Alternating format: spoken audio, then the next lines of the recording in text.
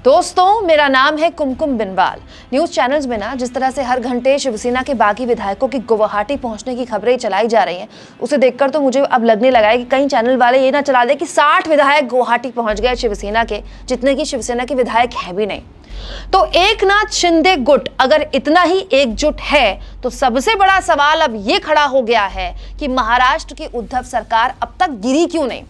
दोस्तों, इस सवाल का जवाब यह है कि खेल अभी खत्म हुआ नहीं है, क्योंकि उद्धव ठाकरे फुल एक्शन में आ गए हैं। खबर है कि महाराष्ट्र विधानसभा के उपाध्यक्ष शिवसेना की उस याचिका को स्वीकार कर चुके हैं जिसमें पार्टी ने, शिवसेना ने अपने 16 बागी विधायकों की, जो कि गुवाहाटी में है, उनकी सदस्यता रद्द करने की मांग करती है। इस मामले में विधानसभा उपाध्यक्ष शिवसेना के 16 बागी विधायकों को नोटिस जारी कर सकते हैं, और अगर नोटिस जारी हुआ तो इन बागी विधायकों को 48 घंटे के अंदर मुंबई विधानसभा अध्यक्ष के सामने पेश होकर जवाब देना होगा। दोस्तों, गुवाहाटी में रहकर बगावत करना किसी के लिए भी आसान है, लेकिन क्या ये 37 विधायक मुंबई आकर अपने इसी रुख पर कायम रहने की हिमाकत कर सकते हैं? अगर ऐसा है तो इन्हें रोक कौन रहा है? आ जाए मुंबई। दोस्तों, अगर इस नोटिस का जवाब देने के लिए विधायकों को मुंबई वापस आना पड़ा तो कहानी पलट सकती है, क्योंकि पूरी जिंदगी तो गुवाहाटी में बैठकर काटी जा नहीं सकती। विधायकों को मुंबई तो वापस आना ही है, आज नहीं तो कल, कल नहीं तो परसों। दोस्तों, तो क्या एकनाथ शिंदे गुट पूरी तरह से कॉन्फिडेंट है कि वो अपनी संख्या बल, जो कि 37 बताया जा रहा है, उसे बनाए रखेगा? और अगर ऐसा है तो गुवाहाटी के होटल को पुलिस छावनी में क्यों तब्दील करना पड़ा, और हर विधायक के कमरे के बाहर 4-4, 5-5 पुलिस अधिकारियों को क्यों लगाना पड़ रहा है? ये सारे विधायक दोस्तों जनप्रतिनिधि हैं। वहीं उद्धव ठाकरे के बेटे आदित्य ठाकरे ने बागी विधायकों को निशाने पर लेते हुए कहा, सबके अपने प्राइस टैग लगे हैं। नीलामी सिर्फ आईपीएल में नहीं बल्कि नीलामी हर जगह होती है। मैं इसके पीछे की वजह जानता हूं कि इन्हें खरीदा गया है। उद्धव साहब ने कह दिया है, जो हमें छोड़ गए हैं वो हमारे खिलाफ हैं। वहीं दूसरी ओर संजय राउत ने बीजेपी को निशाने पर लेने के साथ साथ बागियों को चेताया है कि शिवसैनिक गुस्से में है, इशारे का इंतजार है, आग लगने में वक्त नहीं लगेगा।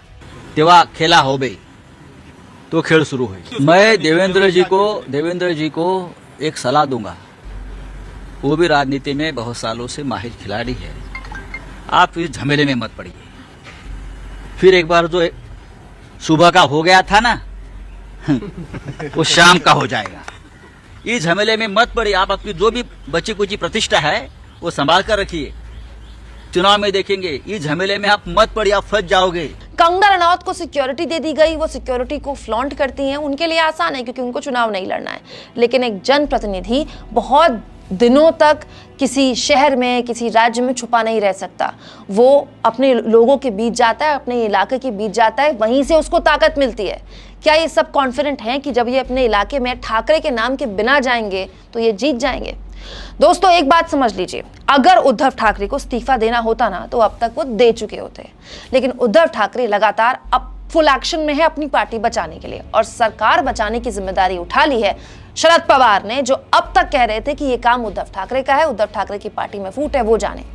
ये वही शरद पवार है, याद कीजिए, जिन्होंने देवेंद्र फडणवीस और अपने भतीजे अजीत पवार की सरकार 2 दिन में गिराकर बीजेपी की हलक से महाराष्ट्र की सरकार छीनकर उद्धव ठाकरे को न केवल मुख्यमंत्री बनाया बल्कि 2.5 साल तक 3 पार्टियों की ये महागाड़ी सरकार चलाकर दिखा भी दी। वही उद्धव ठाकरे भी एक्शन में आ गए। आज शिवसेना के पदाधिकारियों की एक महत्वपूर्ण मीटिंग बुलाकर साफ कर दिया गया कि विधायक बागी होकर शहर छोड़कर जा सकते हैं, लेकिन मुंबई शहर अब भी शिवसेना का है। महत्वपूर्ण इसीलिए भी क्योंकि मुंबई में बीएमसी के अभी चुनाव भी होने हैं। दोस्तों, ये मामला अभी लंबा चलेगा, और अगर ये मामला कोर्ट में चला गया तो फिर तो ये मामला और लंबा खींचेगा। और अगर आप अपने देश के इतिहास की सरकारों के गिरने का रिकॉर्ड उठा लेना तो सरकारें 1-2 दिन में गिर जाती हैं। अगर लंबा वक्त लगा तो फिर मामला कभी भी, कैसे भी, किधर की तरफ भी पलट सकता है। क्या आपको भी ऐसा लगता है? कमेंट बॉक्स में लिखिएगा जरूर। और दोस्तों, चैनल को ज्वाइन करें, सब्सक्राइब करें, और अब यूट्यूब ने हमें थैंक्स का भी ऑप्शन दे दिया जिसके जरिए आप हमारे फ्री जर्नलिज्म को सपोर्ट कर सकते हैं।